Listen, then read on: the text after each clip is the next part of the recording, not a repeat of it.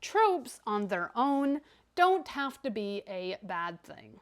When books become reliant on tropes, treating them as the cake instead of the icing, then they can be problematic. But all tropes, even the most contentious ones, have their place, provided they're executed well.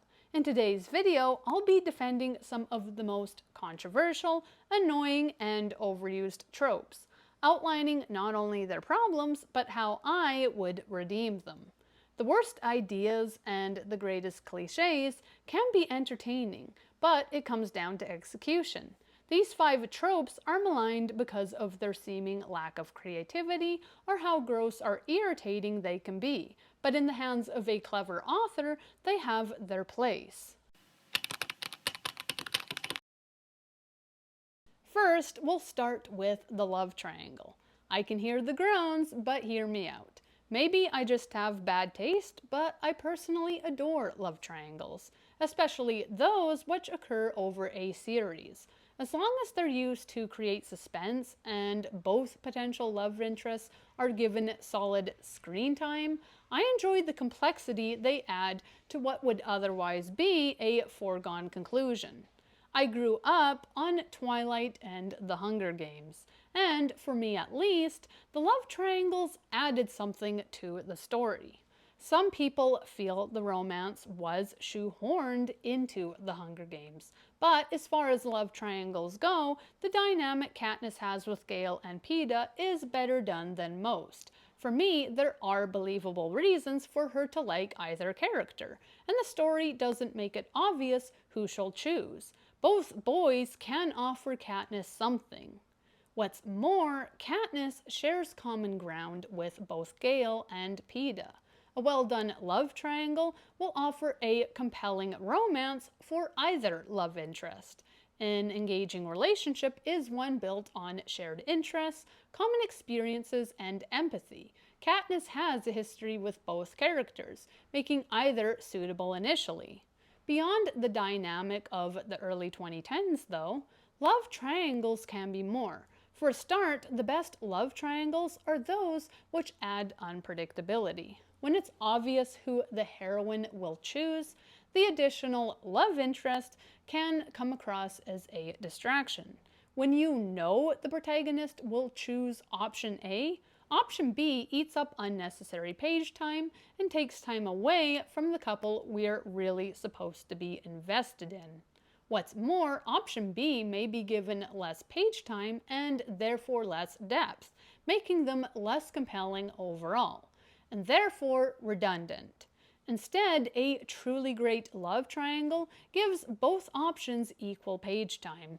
Both love interests would be interesting for their own reasons, and the reader would be kept guessing until the last few chapters who the heroine will choose. Twilight loses points because Bella never seriously considers Jacob, save during the second book when she believes Edward is no longer an option. But the amount of page time Jacob was given was such that readers still shipped him with Bella, even when it was clear ours was a lost cause. You can make fun of me all you want, but I'm Team Jacob, and I'll die on that hill. The point is, both Edward and Jacob are given a fair amount of time. And whether you love or hate the story, you can't deny how invested people were. The Team Edward versus Team Jacob debate is infamous at this point, but it proved that a love triangle can be compelling when both options are given their weight. Beyond that, love triangles can have different outcomes. Typically, the heroine must choose one character in the end. But video games and books have started to include polyamory, meaning that both love interests get the girl. Everyone gets a happy ending, including the fans. After all, love triangles sometimes lose people when a reader's given ship doesn't win.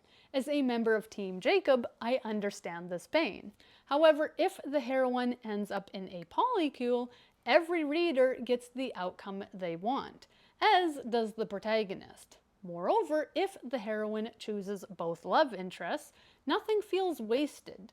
All of the character development and investment in one character isn't lost, and an interesting relationship can develop between the two love interests as well. Beyond the stereotypical rival dynamic, the pair could become close friends, or if you really want to push it, a couple themselves. Having a charged love triangle end in a throuple would at least make for a less predictable outcome.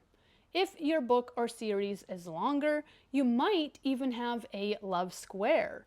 You might have the heroine helping her love interest to develop a romance with someone else, and so on. They might deepen their own romance by supporting each other in looking for additional partners. Honestly, love triangles could offer a lot of intrigue if used right. In addition to providing more drama and conflict, love triangles can offer new relationship dynamics. I love seeing how all kinds of characters interact with each other, even beyond their immediate relationship with the MC. And a love triangle that's well executed can explore more than the stereotypical rivalry. For example, what would happen if two love interests fought? Not because the heroine chose one over the other, but because of their own clashing personalities. For me, this trope still offers exciting possibilities, but only if it's not treated as a shorthand. In romance, the next trope likewise has its haters, but its potential. The fated mates trope can either be thrilling or ruin a story. I mentioned Twilight earlier in this video. If it did the love triangle well, it botched the fated mates. Jacob imprinting on a literal baby has not aged well, and his relationship with Renesmee encapsulates all of the issues readers have with the trope. For one, fated mates lessens the autonomy of the characters. It removes their ability to choose and undermines the romance. When characters fall in love because of some mythical connection, it's hard to feel invested in the actual relationship, and readers are left questioning if there would still be a connection were this removed. Like any trope, fated mates is terrible when used as a crutch. It's overdone in stories, but too few authors are subverting or using the trope to question things. Personally, I like how Sarah J. Maas handles it. In her books, she notes that imprinting can actually cause problems. In some cases, people end up together who aren't compatible. They're pulled together by the bond, and they start families, but they start fighting, and the relationship as a whole becomes toxic. Rysand and Feyre end up being fated mates, but the book doesn't reveal this right away. Instead, the romance is allowed to stand on its own, with the imprinting aspect being the cherry on top rather than the reason the characters end up together. What's more, the books emphasize consent when it comes to imprinting. Rysand knows Feyre is his mate, but he doesn't tell her because he wants her to make her own choice. He doesn't want her to feel pressure. If she does fall for him, he wants it to be natural because she really loves him rather than their magical bond. It's been argued he shouldn't have lied to her in this case, but I understand his reasoning. Plus, as a reader, I enjoyed the relationship more when it wasn't a foregone conclusion. If that wasn't enough, there's the issue of Lucien and Elaine. Lucien imprints on Elaine, but she rejects him, and we're still waiting for a sequel which addresses this. It's possible she could warm up to him eventually, but the emphasis would still be on them forming a mutual attraction built on friendship and trust. Moreover, she might choose Azriel instead, as some shippers suggest. This would be an interesting twist, one in which characters imprint but maintain their own autonomy and even reject their so-called soulmates in favor of choice. The books reveal that fated mates or imprinting can lead to toxic relationships. There's an ugly side to the phenomenon, and I appreciate Maas's books for exploring that. That said, I would take this further. A fated mates situation could lead to a thriller plotline in which a heroine must escape, maybe even kill, someone who has imprinted on her and now feels he has the right to claim her. You could end up with a stalker situation, and the fated mates trope could be at the heart of the villain's arc rather than the romance. Many readers find the fated mates trope toxic, and this could explore that idea.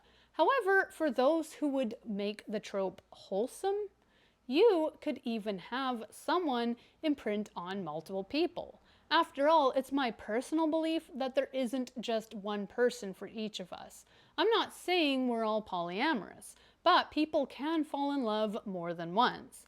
Widows who loved their first spouse can marry again, and who we end up with is, I think, more influenced by where we live than who we're destined for. There are 8 billion people on this planet. If there was only the one, most of us would end up alone because you'd be searching for a needle in a haystack. I'm inclined to think there's the 30, and you end up with whoever you happen to meet first. Some people have affairs because they happen to run into a second soulmate, and imprinting could be used to explore this, creating love triangles in which all of the characters are tethered together. Finally, you have people who are asexual. If you imprinted on someone who simply wasn't romantically interested in anyone, that would create an interesting conflict in itself. Moreover, if we take Twilight as an example, what would happen if a male wolf imprinted on a lesbian? Beyond its standard use in romance, this trope could still be used in a lot of creative ways I've yet to see, which is why, as with the love triangle, it has potential, if authors dare to use it differently. Next, we have The Chosen One. An oldie but a goodie, this trope isn't universally hated, but it's the most famous example people cite when they're discussing cliches. A standard Chosen One story is still satisfying to us, even when it's overdone. For many readers, subversion isn't even needed. It's just an enduring trope on its own because it serves us with a power fantasy. In a typical Chosen One narrative, we live vicariously through the protagonist and imagine how good it would feel if we were chosen, and discovered out of the blue how inexplicably special we were. It's not a trope I see going away, but for every reader who just wants that second-hand rush, there are those who crave subversion. One twist I've seen is having the wrong character be chosen. For example, one character is brought up thinking they're the chosen one, only to be devastated when they learn it is someone else. The Warriors series actually did a good job with this. There's a prophecy concerning not one, but 3 chosen ones, and when 3 siblings are born, everyone assumes they're the ones. However, as it turns out, only 2 out of the 3 siblings are chosen, leaving the third to flee in devastation after a lifetime of questioning herself. The third member of the set appears in the sequel arc, and I still love this twist even though I read those books more than 10 years ago. That always stayed with me. Another great subversion of the Chosen One trope came in Harry Potter, when it was revealed that Neville could have been the Chosen One. This twist remains the subject of theory videos to this day, and it was Voldemort himself who determined who the Chosen One would be. Had he attacked Neville's family instead, Neville would have been the Chosen One, or could have been. And Harry himself, on the train ride home, ponders this possibility, picturing himself without a scar. He imagines Neville as having the scar instead, or Neville's seat being empty. It's a great what if that adds to Harry's own status as Chosen One. I love Harry Potter, but a narrative following Neville would have been equally compelling. After all, Neville would have struggled. And that's yet another way the trope could be subverted. Many chosen ones are naturally gifted, but following a story where the chosen one was bad at everything would be refreshing. Furthermore, the chosen one, as in Star Wars, might turn out to be the villain instead.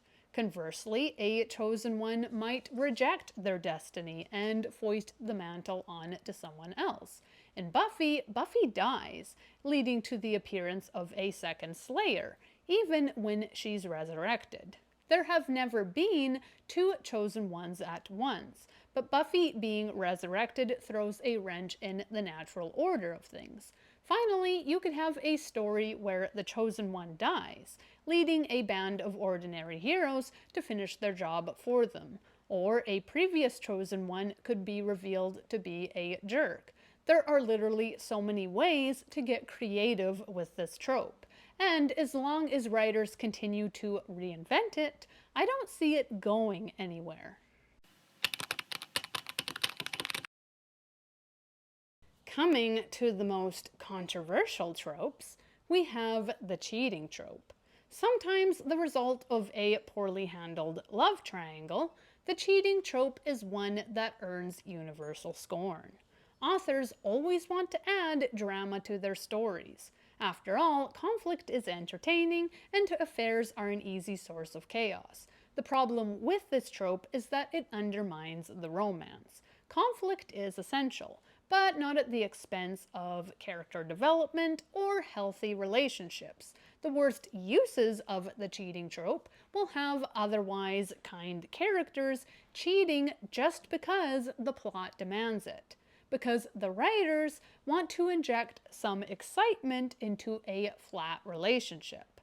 The cheating trope can also occur in a sequel when writers aren't sure what to do with a happy couple.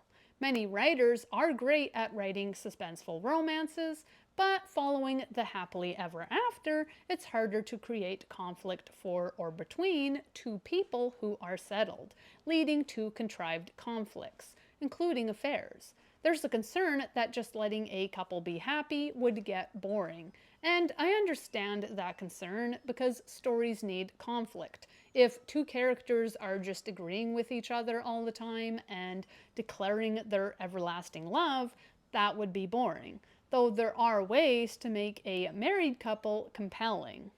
There are challenges happy couples face in real life. The question of having children, conflicts with family, or the struggle to have kids when the characters do want them. Shrek is an example of a story that creates conflict after the happily ever after, having him deal with in-laws and then fatherhood.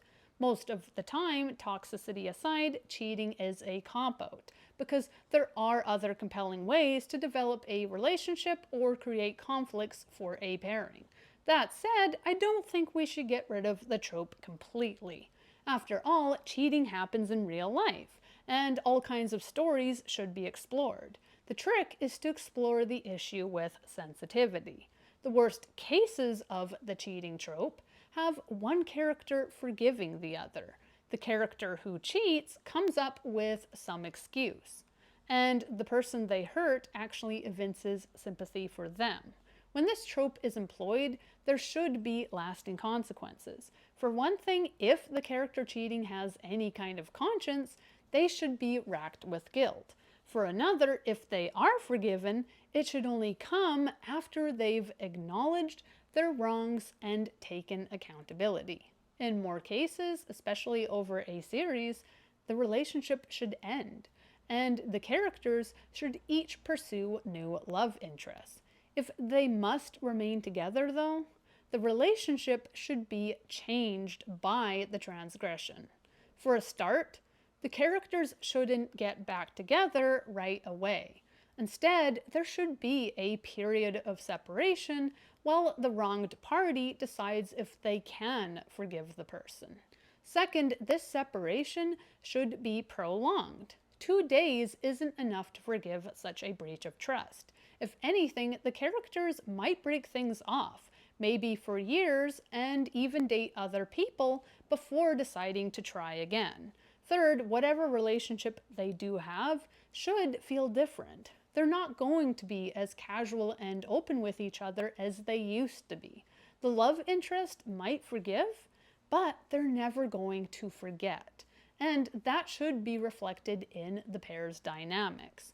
This trope could work if there were lasting consequences, subsequent changes to the relationship dynamic, and scenes where the characters talk through their mess, either with a counselor or in private. Such difficult conversations in themselves could create conflict. Maybe the hurt party mistakenly believes their partner is cheating again, leading to an explosive argument before the misunderstanding is cleared up. Or maybe the person who has forgiven their partner keeps bringing it up when they realize they still need to process it. The offending party wants to move forward, but the hurt party needs to talk things through. They may even be passive-aggressive for a time towards the partner they've seemingly forgiven. To me, this trope has a lot of potential, but only if it's handled with sensitivity and the author plans ahead, maybe from the series start, to use it, foreshadowing a character's lesser traits so that it doesn't come out of left field, and allowing for consequences even if it's the main character who cheated. Too often this trope is used as a hack to create drama, when other more compelling twists like judgmental in-laws or sudden parenthood could have created the needed drama. But that takes us to the last trope. The pregnancy trope is even more contentious than the cheating trope. And if you're really going for a gong show, the pregnancy trope might occur because of the cheating trope, when an otherwise wholesome relationship leads to cheating and then a baby. It's cliche, not because this plotline can't be done well, but because it usually results in the cast acting out of character.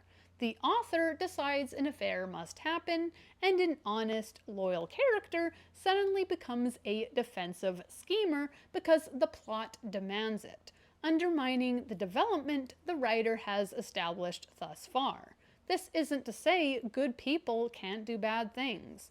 All of us are probably capable of having an affair under the right circumstances, but too often these tropes come out of left field. It would be easier to buy a forthright character cheating if she was trapped in a loveless marriage, if a union of several years was crumbling, or if the person cheating felt resentful somehow.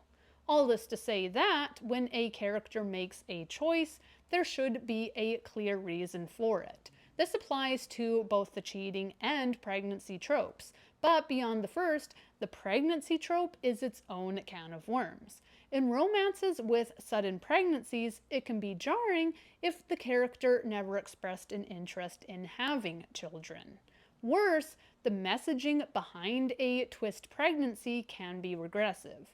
If a character who hated the idea of having kids suddenly sees the light and expresses how happy she is to have this chance baby, that's a slap in the face to readers who don't want kids, because it enforces this message that we should want them and that motherhood is this superior state. Given the current state of a woman's reproductive rights, this hits even harder. Not every woman who suddenly finds out she's pregnant is going to be grateful for the accident long term.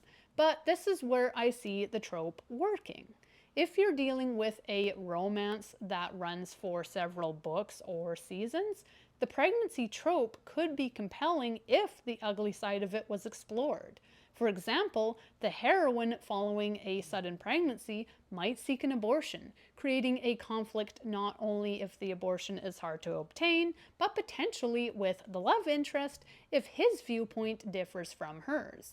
Moreover, even if the heroine's partner supports her, family, hers or his, might not, leading to drama with in-laws. At the very least, the attempted abortion will lead to discussions and conflict which could deepen readers' attachment to the pairing. For example, the love interest might be forced to choose between the heroine and his pro-life mother, In supporting his wife, he becomes estranged from his mom. I don't know about you, but hard choices in fiction, at least in my opinion, always make for compelling drama. What's more, if the heroine can't get an abortion, yet another plotline could emerge. One in which she tries to seek a foster family or grapples with feelings of guilt after sending the baby into the foster system. She might face judgment from others, including, again, either her partner or family, making for a compelling conflict the pair must overcome. Women have all kinds of stories. People in general have varied experiences, and getting rid of a trope wholesale could lead to many storylines being overlooked if the potential in even our most contentious tropes isn't recognized. In a gay story, the surprise pregnancy trope could raise difficult challenges for a transgender MC who is forced to contend with pregnancy despite identifying as male. All this to say that this trope could be a source of rich drama. But as with the cheating trope, it should be handled with care and not shoehorned in for quick and easy conflict. Instead, the drama that arises from a sudden pregnancy should be complex and nuanced. Reactions to the pregnancy should be in keeping with the heroine's personality and not universally positive, and the author should carefully plan any stories in which they mean to implement this trope. From the good, the bad, to the ugly, all tropes have their place. Even those which on the surface are problematic can be effective, particularly if everything that's wrong with them is acknowledged and then subverted. Be it standards like The Chosen One and the love triangle, or more controversial tropes like cheating and pregnancy, all tropes can be great if executed well. Where authors are able to subvert expectations, challenge what came before, and reinvent what such concepts can do, tropes, even the ugly ones, can facilitate charged and inventive storytelling. I will defend any and every trope, provided a writer is willing to approach it with originality and care. Thanks for watching, and happy reading!